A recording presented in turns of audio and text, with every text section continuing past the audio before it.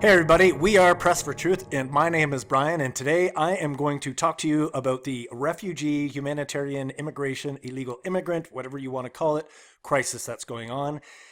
Today's presentation is not overly concerned where you are on the political spectrum. What we want to do is drill down to some numbers and to some realities of what's going on. I would highly recommend you guys all watch this video. It's 6 minutes long. Here's the title right here. Of course, we're going to include the link in the description, but this gives an excellent presentation on this. Right now, I'm going to drill down into the reality and the truth. All that's really happening here, folks, is this. We're having an astounding drop in global fertility rates. It was already not quite awesome back in the 1970s, and it's actually just gotten progressively worse. For whatever reason, that's exactly what's happened. You can see here clearly on what we would call more the Western nations, Canada, USA, into the EU, Australia, and whatnot. We're having a lot of problems, and you can clearly also see this demonstrated by these graphs here. Now, if you're a planner, you're definitely looking at these numbers. You can't afford to just say, what's going to happen in 2020? You have to go all the way throughout. You have to take the age brackets, the numbers, and put them all together. You also have to start looking into these factors where, of course, we have Canada here that's at 1.6 children born per woman. However, we see a lot of these African countries, Burundi, Cameroon, you can go through any of them that you want on these sites, Burkina Faso, they have an incredibly large disparity between what the Western nations have, Afghanistan, and you're going to find that these are actually all the countries that we are supposedly relieving or giving humanitarian aid to, when in reality we're actually just bombing them. So it behooves us to actually understand this. I'm really going to recommend also this blog here. Tons of great information here about where this is going, the numbers. It's called Economica. Please check this out. You know, of course, I could go all the way through this, but there's not always a lot of time for that. But this is essential to your understanding of this crisis. Now, we can also see here these numbers. We have France, United Kingdom, Germany. We go through this. You can see this is clearly an issue. Usually what they say to sustain a population, you want to have your numbers around the 2.11 magic number. This is clearly not happening in any of these countries. That's creating a big problem. So immigration pushes Germany's ailing birth rate to its highest in more than 30 years. Wow, let's see how that works out. Of course, Germany's Muslim demographic future is actually also increasing. So the price for reversing Germany's demographic decline appears to be the further Islamization of Germany under the guise of humanitarian, multiculturalism, whatever. So with a fertility rate of 1.6 births per woman, well below the replacement rate of 2.1, Germany will require a permanent influx of 300,000 migrants per year in order to keep the current population level stable through the year 2060. Wow, that's a lot of people. Of course, in Canada, we're looking around those numbers. We're definitely below 2. And of course, our Prime Minister here says, we welcome all these people. Of course, it's about being humanitarian. And they speak for all Canadians, of course, saying that we want all these people, when in fact, the polls, the numbers, whether it's in Canada or the EU, suggest that's not exactly the case. And here we hear from our immigration minister, I have been hearing a lot of input, and all of the hundreds of people I've spoken to across the country, most of them, in fact, almost all of them, no, that doesn't make sense, want more of these people coming in here for whatever reason. Are the people that you're actually talking to Canadians, or are these people who are making a mint of fortune off bringing these people into the country? Or is it actually maybe just bankers? Who knows? Most Europeans want immigration ban from Muslim majority countries, the poll reveals. Like an actual ban, not a slowdown, a ban. And a lot of people are in favor of an outright slowdown as well. So this is an important thing. I saw this in the Washington Post a long time ago, and this one's from Sweden. We'll come back to this later. We do not just see the refugees as burdens. These are people who are assets for Sweden. Assets, liabilities. Well, let's talk about that. Global debt hits 325% of world GDP, rises to a record 217 trillion. These numbers are absolutely mind-boggling. So the question starts to become, who owns this debt? Well, in Europe, here's the reality. All these people are having demographic issues. All these countries are spending billions of dollars importing these people, taking them in, welfare, whatever else. And the reality is all these countries actually own each other's debt. And none of them have the ability to service the debt because they're not having enough kids. That's basically all that's going on. Decades of deficits could be ahead for Canada, federal analysis warns. I'm not sure why we need federal analysis. This is actually just obvious. We can see here, this is just British Columbia alone. We're looking at $66 billion at the taxpayer site here. This is a great site, the provincial debt clocks. And if we want, we can actually just go through them all. Like, look at, these are just staggering, absolutely staggering numbers. Look at Ontario. Wow, that number's actually gone up quite a bit. So we can see how bad it is on a debt level for Canada alone. We can also see that Canada's household debt exceeds the total GDP for the first time. Here's the household debt ratio. Those are absolutely astronomical numbers. Those have been rising steadily. As we can see here, in 2000 it was 110. Now we're almost approaching 170%. Same with France. Like, these numbers are just off the charts. We can also see here that this is the different representation of how high this debt has been going. We can, of course, see what Trudeau's dad did right in this area here, taking away our monetary system, and we just had a nice explosion of debt, which benefits some people, of course, more than others. But that chart that we just saw and this chart here absolutely do not jive. This chart here is really bad news for that debt chart.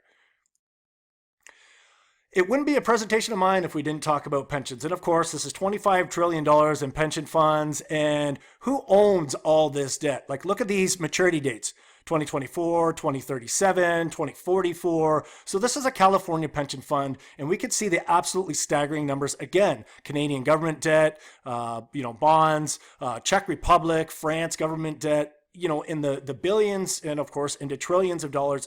Israel, Ireland, Germany, Japan's having terrible issues. Denmark, it doesn't matter. These are trillions of dollars invested in these countries who are absolutely unable to pay the debt. And if you look on the private side, you can see here the province of Ontario. This is all public information: 2045, 2046 maturities. These are owned and inside your mutual funds. So we're always hearing about how Syrian refugees, or really any refugees, will help the Canadian economy. And we're always told about, we've always had immigration. We absolutely have. I come from immigrants. My grandparents came over here with nothing, were handed nothing. It was basically do what you got to do to live, or basically die. We are in a different time now. We cannot superimpose, 1930, 1950, 1970, even 2005 on today's day and age. And I'm going to show you why here. The whole thing has changed. The whole game has changed. Mostly what ends up happening for the high majority of immigrants, what come to any country, they get into lower skilled, lower paying jobs. These jobs are being literally eliminated by AI. And I'm just going to go through a few headlines that you guys can all find out for yourself if you're paying attention, from banking to coffee making to construction. It doesn't really matter. It's everywhere, and it's so pervasive. And these are basically going to be the jobs that these immigrants would take. Now, if we really want to stop the refugees flooding into Europe from Syria, Iraq, and Libya, we just got to actually stop blowing them up. We got to stop bombing these people. That's one of the easiest things to do. It says it demands a huge surge in solidarity. My solidarity rests in not blowing up countries to stir the pot and force them to move out of democratically elected countries, economies that are doing well. So 2016, they say, saw world leaders come together to solve the humanitarian crisis. Well, nothing got solved. We must not lose momentum. Well, how did they solve that crisis in 2016? By dropping bombs all over these countries, predominantly Muslim countries, which also just happen to coincide with the countries that have very high birth rates and also have a huge amount of resources: oil, gold, gas, copper, whatever it might be, especially Afghanistan, but obviously Iraq and Syria. Afghanistan is the hidden gem. 2015 was not overly different either. Again, look at the countries that this is happening to, and we understand that more than a third of Muslims are concentrated in Africa and the Middle East. And this is their fertility rates by religion, and non-Muslim and Muslim. And so we start to see there's a definite pattern here that goes on with all of these countries. Now, they bombed all these countries, and of course, where they're telling us, here we could see some of the assets that these countries have: oil, and of course, they're telling us we gotta do all these things to fight global warming. And on top of bombing those countries, they refuse to admit that they're actually doing it, and they're trying to sell us on the lie that it's just climate change. Climate change and terrorism is causing this problem. You're bombing these people. That's what's happening. Here, this is MIT, folks. MIT, one of the most prestigious schools, academic groups. They're basically trying to tell us it's Islamophobia that's accelerating global warming. The reality is you're bombing these people. Like we cannot get around this. What's really happening here in all these countries is there's an alliance between countries like Saudi Arabia, Qatar, UAE, who wanted to push this oil through Iraq and Syria without any competition. And these countries actually started saying no. So all of a sudden there was a terror regime and all these things were happening, and it was explosion time to blow these guys up to ensure that this was what was going to happen. The pipelines would go through. They spent $5 trillion. You want to be humanitarian? Spend $5 trillion on generating food and generating housing for poor people all over the place. $1.1 trillion blowing up people, almost 600 billion, 54% of the budget. Housing and community, veterans benefits, medical and healthcare, education. And we wonder why all these things in almost every country are in trouble is because all the money's actually going here. Canada's not a whole lot different. What's the inconvenient truth? They always talk about global warming and everything else. Well, actually, who uses the most oil and who uses the most energy? It is that very military industrial complex that everyone talks about. This is an inconvenient truth, folks. The Department of Defense and the Pentagon bombing these countries use most of the oil, gas, and everything else. Now, we need to talk about this, and I'm going to do some other videos about this, but here's the reality about our pension systems, folks, and if you're in the States, you've really got to start understanding this. These are unfunded liabilities of these pensions. These pension funds are desperate for yield, desperate for returns, and in fact, one of the biggest issues, of course, is they cannot see those bonds, those maturing bonds way later on in life, 2044 or whatever, not be able to make those coupon payments because we're not having enough kids. But also, they are heavily invested in guys like Lockheed Martin. Here's on the stock side. This is CalPERS, just one pension fund, almost $170 million there. And of course, on the bond side, they invest in the same thing as well. And late dated maturities, 2041, 42. You'll find this with any, there's the banking companies and everything else like that. So we need to really understand that. And of course, ExxonMobil, that's over $1 billion. Now, if anyone wonders why these types of companies don't have to pay taxes, this is why. This is exactly why this hurts their returns. So what happens? All they basically are going to do is take these companies and do a repeat of what happened in Iraq. There's your ExxonMobil, there's your BP, all the world's biggest companies, Shell, Halliburton, GM, Dell, all the largest investments, blow these countries up, force their citizens out of their country, which basically puts those countries into debt, and then load the money to put them more into debt to rebuild their country back up so these guys can have nice roads and pipelines and everything else, and of course confiscate and steal all the oil. Now, this is just a repeating pattern, really. So basically, before Obama really even got into office, they're going to take out 7 countries in 5 years, and they actually proceeded to do that. Iraq, Syria, Lebanon, Libya, Somalia, Sudan, and Iran. Of course, all heavy resource countries, and of course, all countries that have lots and lots of kids. So this is the aftermath of this regime change and helping these people to be more humanitarian inside a democracy. Look what these people did. Look what these people did to these beautiful countries, and we're still doing to this day to push people out of these countries and into the new countries. Now, they're always talking about why we wanted to deal with ISIS. ISIS is the problem. You guys were the ones funding ISIS. We already know that. If you guys wanted to deal with ISIS, and those $5 trillion or trillions of dollars you've spent with ISIS, you guys keep telling us that the oil is coming out of Syria and going into Turkey.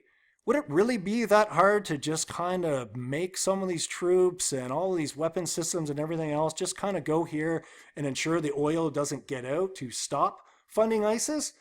Or is it the fact that you're actually funding ISIS, giving them weapons to destroy all these countries so Saudi Arabia and everyone else can take over the spoils of war? I think that's probably a bit more accurate. And we actually know that this was going on and has been going on for a long time. $20 million was given to the Hillary Clinton Foundation by Saudi Arabia, and of course, all of a sudden, the USA is bombing every country around them. So when people are complaining about, let's say, Trump's doing this, or some country, some right-wing movement, whatever, is doing something, they were always fine, literally for years, to spend trillions of dollars bombing these people, but they don't want to ban them from coming here. If you didn't bomb them, their countries would be fine, as we saw in those pictures. So this is our problem.